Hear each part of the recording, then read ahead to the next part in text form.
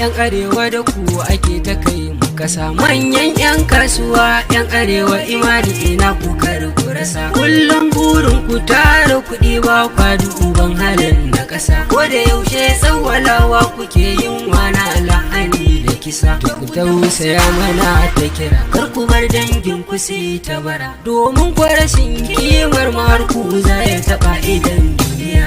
Muna da malamai yan arewa, muna da shugabanni yan arewa, amma yau arewa ta shiga kunci na rayuwa. To ina yan siyasa yan arewa kuma ina kira kuma su. Tana talakawa a arewa suna wahala kamar a kasu.